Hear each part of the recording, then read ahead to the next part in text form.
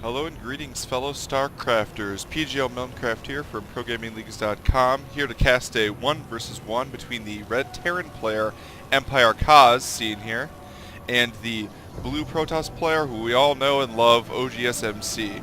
oGsMC, one of the better Protoss players in the world. He has won the GSL. He's also done very well in the GSL. He's participated in MLG events and done very well in those. Consistently finishes very well. Probably one of the best Protoss players in the world, if not one of the best players in the world.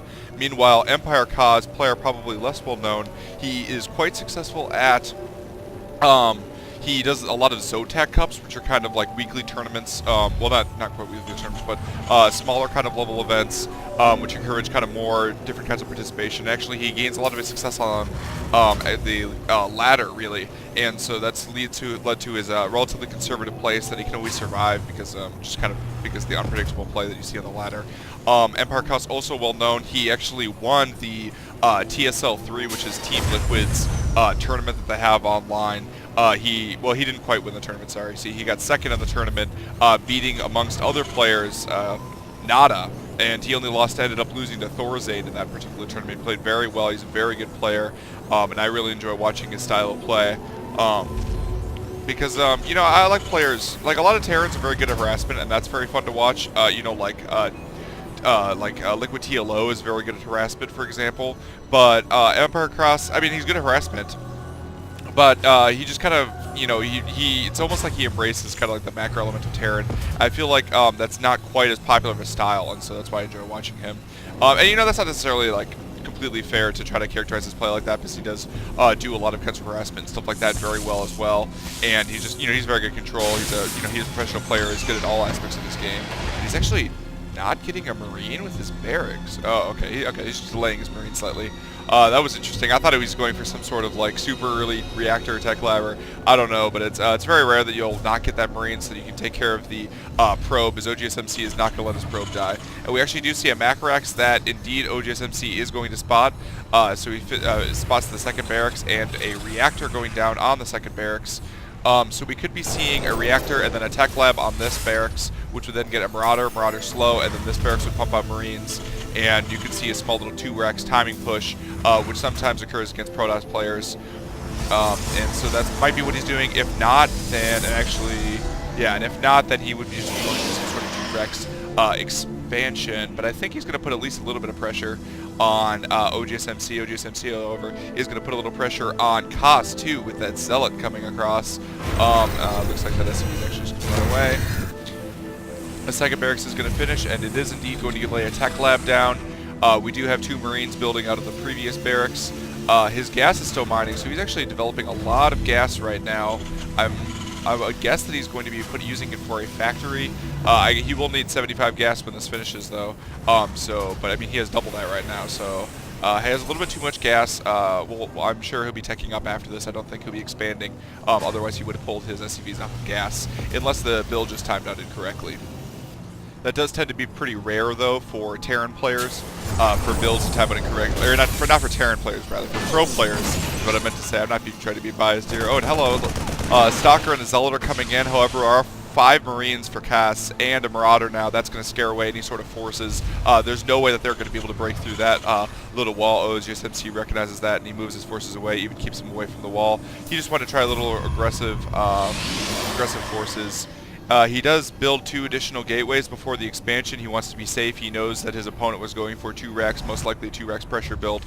So he wants to make sure he doesn't lose any sort of random attacks out of that. And now that the slow is done and 2 Marauders are out, we do see the efforts pushing out. He's even pulling 3 SCVs. Those will be for building bunkers and possibly taking some of the hits as well. Looks like he's pulling one. Oh, that's interesting. He does actually have 400 minerals as well, so he might be starting his command center about any time now. oGsMC is going to be starting the Nexus as well, but that might have to be canceled when MC realizes that Kas is moving out with his forces now. And he is very intelligently has his Stalkers placed on the side, of course Kas being intelligent as well. has moved his forces out. That is a lot of sentries, though. That's a lot of force fields that can be very effective against bio play. He's not going to go ahead and cancel right now. The force field's going to come out. No force fields right now. Nice control from Kaz. There come the force fields. There is only one Zealot, though, but it does mean that the Marauders are going to have to walk around. Good control from Kaz, though. Moving the units out. Andy is going to be able to snipe one Stalker, able to snipe the second Stalker, and the rest of those sentries are then going to follow because sentries just don't deal enough damage to these. He'll be able to snipe at least one more. He should be able to snipe two more if he controls correctly.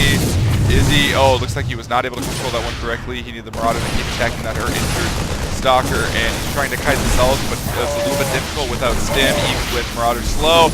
Able to snipe that last sentry. Nice job on Kaz's part. That's exactly what he wanted to do with that, deal a little bit of damage, and his command center was only slightly delayed on top of MCs, and if we go to the Units Lost tab, we see that, well, actually, Units Lost was equal. However, I will say that sentries built now are more valuable than sentries built in the future, so for Kaz to deal equal damage and kill a number of sentries is actually an advantage for him, because that sentry energy is so valuable, and that's not going to be able to accumulate it as much, though. That remains to be seen, though, because MC, rather, not MVP, might be able to come back over here and deal some damage. He's got a pro building a pylon right there, and then able to scout over here, spot the barracks going, or the bunker going down, rather, and relative to the composition of the army. MC's army is a little light, though, it actually looks like. With these forces, though, and 3 new gateway weapons, it'll even out a little bit. Kaz will want to probably pull some SCVs for that bunker. He does spot the pylon, so he knows that the attack is coming. He hasn't pulled any SCVs quite yet. Remains to be seen if it's absolutely necessary. Looks like the bunker is going to get focused down right away in the absence of needing it preparing SCVs. And a lot of damage is actually being dealt by these Zealots. Nice force fields stopping any of his units from being able to retreat. A bunch of SCVs are going to be half pulled now, and a lot of damage is being dealt to Kaz. And it looks like the sentries are actually, even though sentries don't deal that much damage, there's so many of them that they're actually dealing a lot of damage to the Marines up top, and the Zealots are able to clear out the bottom. Meanwhile, the sentries barely spotting for the top are actually going to take on the supply depot. Kaz is just going to GG out of this game. Wow, that was a nice timing push from MC there.